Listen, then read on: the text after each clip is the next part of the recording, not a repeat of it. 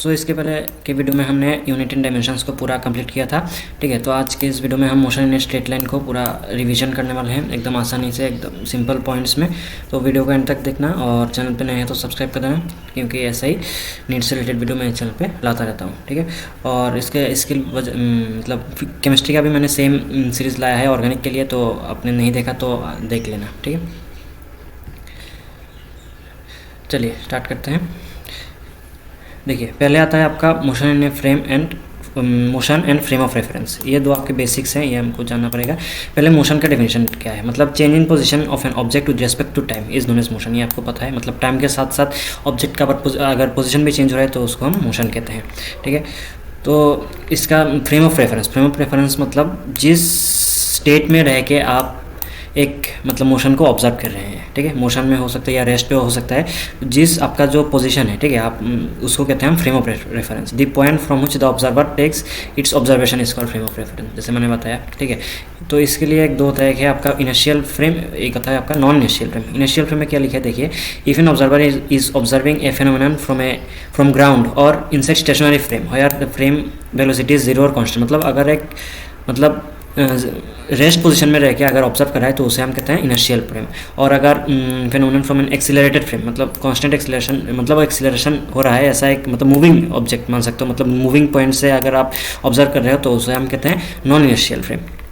तो एक तीन इसका फॉर्मूला रहता है नॉर्मल, तीनों को आप आसानी से डिराइव कर सकते हो। जैसे velocity equal to distance by time, तो टी को इधर ले आओगे तो time equal to distance by velocity, और वी को इधर ले जाओगे तो distance equal to velocity into time. ये आपका बेसिक है।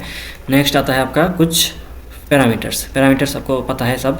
जैसे मान लो distance, actual path length covered by a moving object, मतलब टोटल का पाथ लेंथ। जैसे मान लो ये वाला डिस्टेंस कवर किया ए से बी तक, ठीक है, तो इसका पूरा जो लेंथ होगा ये होगा डिस्टेंस। ठीक है, और नेक्स्ट आता है डिस्प्लेसमेंट होता है आपका shortest distance between initial position and final position. तो जैसे ए से बी तक डिस्प्लेसमेंट होगा इसके स्ट्रेट लाइन, मतलब डिस्टेंस, मतलब शॉर्टेस्ट डिस्टेंस जो होगा ये होगा आपका डिस्प्लेसमेंट, और ये होगा आपका डिस्टेंस। ठीक है, और स्पीड को मैंने पता है डिस्टेंस डिवाइडेड बाय टाइम, और वेलोसिटी होगा आपका डिस्प्लेसमेंट डिवाइडेड बाय टाइम। ये एक पॉजिटिव हो सकता है, नेगेटिव हो सकता है, जीरो भी हो सकता है, लेकिन स्पीड कभी नेगेटिव नहीं हो सकता। और average speed defined as the total distance divided by total time, ये आपके न्यूमेरिकल्स में काम आता है। और एवरेज वेलोसिटी भी same, ratio of net displacement of the particle to the total time taken divided by. ठीक है, एक्सेलरेशन होता है time of rate of change of velocity, मतलब rate of change of velocity is known as acceleration. Next आता है कुछ graphs सबसे ज़्यादा इंपॉर्टेंट रहता है इस चैप्टर में। When a moving object cover equal distance in equal time interval is said to be in uniform motion, मतलब हर 5 सेकंड में आपका ये 2 मीटर जा रहा है, तो ये कह सकते हैं हम यूनिफॉर्म मोशन। लेकिन अगर पहले 5 सेकंड में 1 मीटर गया, नेक्स्ट 5 सेकंड में आपका ये 3 मीटर गया, तो ये नॉन यूनिफॉर्म मोशन हो गया। तो इसका कुछ केसेस हम देख लेते हैं। जैसे एवरेज स्पीड, इसका ये शॉर्ट फॉर्मूला है व्हेन जैसे इससे आपका डायरेक्ट टाइप का न्यूमेरिकल्स बनता है। ठीक है, ऐसे इस फॉर्मेट में, when an object travels distance d with velocity v1 and next distance d with velocity v2, आपको ये दे देगा। ठीक है, व्हेन मान लो एक car travels distance 5 metre with velocity 30 metre per second and next distance of 15 metre with velocity 45 metre per second, then calculate the average speed of the car. तो आपको सिंपल इस फॉर्मूला में ये न्यूमेरिकल्स वैल्यू लगा के आपको solve कर लेना है, बस हो जाएगा।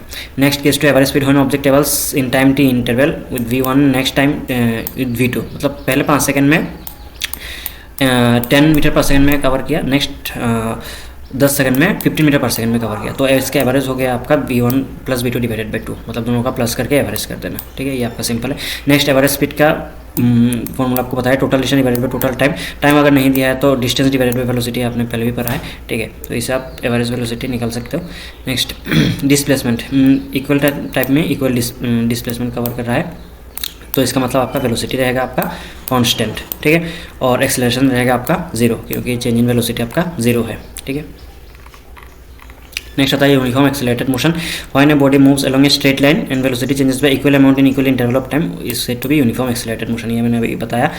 देखिए, मोशन के कुछ इक्वेशंस हैं, v equal to U plus A T, ये सब वैलिड है जब आपका एक्सेलरेशन कांस्टेंट हो। ठीक है, एक्सेलरेशन मतलब equal distance in equal interval of time cover कर रहा है। b equal to U plus A T, S equal to U T plus half A T square, और B square minus U square equal to 2as। ये आपने 9-10 में भी पढ़ा हुआ है। और कैलकुलस मेथड भी बहुत ईजी है। b equal to D X by D T, acceleration equal to b into D V by D T ठीक है, और ए इक्वल टू dv/dt, ठीक है। और ये कुछ ग्राफ से ही आप आसानी से, जैसे graphs of uniformly accelerated motion, ठीक है, पैराबोला होगा।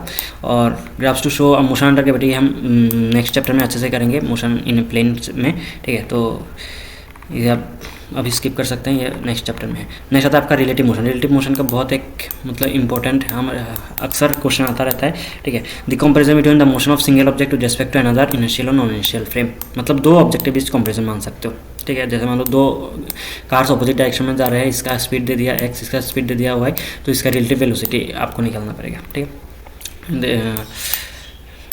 एक्सेलरेशन का मतलब रिलेटिव एक्सेलरेशन आपका 0 होगा, और वेलोसिटी ये मैंने बताया। इसका एक एनसीईआरटी में एक बहुत अच्छा एक न्यूमेरिकल है, मंकी वाला, ठीक है, मंकी ट्रेन के ऊपर।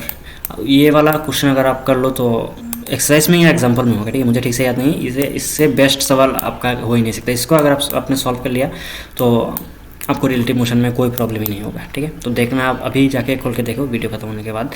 नेक्स्ट आता है आपका रिलेटिव यूनिफॉर्मली एक्सेलरेटेड मोशन। यहाँ पे रिलेटिव एक्सेलरेशन 0 नहीं होगा, सेम यहाँ पे कुछ पहले की तरह, लेकिन यहाँ पे कुछ पैरामीटर्स चेंज होंगे, ठीक है। जैसे यहाँ पे देखिए, यहाँ पे कुछ फ्री फॉल का कॉन्सेप्ट है शायद, व्हेन बॉल इज, ये हम मोशन या प्लेन में पढ़ेंगे अच्छे से, ठीक है। यहाँ पे भी दे दिया। तो ऐसे हमने पूरा मोशन स्ट्रेट लाइन कवर कर लिया। तो अगले वीडियो आने वाला है आपका मोशन या प्लेन। तो इसके लिए अगर चैनल को सब्सक्राइब नहीं किया तो सब्सक्राइब कर दीजिएगा, और इसका पीडीएफ आपको मैंने टेलीग्राम चैनल पे मिल जाएगा, लिंक डिस्क्रिप्शन में दे दिया है। तो वीडियो को शेयर कर दीजिएगा, और अच्छा लगे तो लाइक कर दीजिएगा। तो मिलते हैं किसी एक नई वीडियो में, पढ़ते रहिए। All the best.